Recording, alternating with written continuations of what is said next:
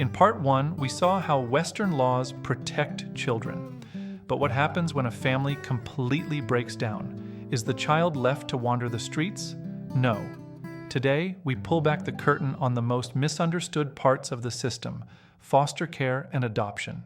The primary goal is not to take children away forever. It's to keep them safe while biological parents get help.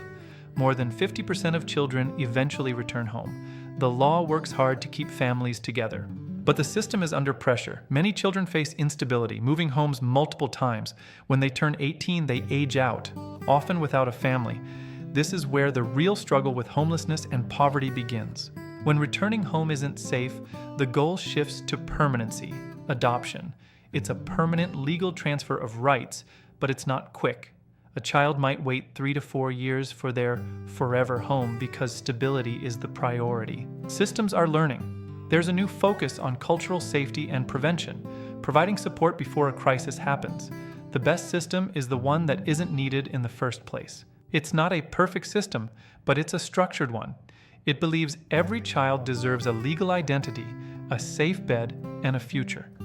Understanding how we protect children is understanding who we are as a society. Thank you for joining us.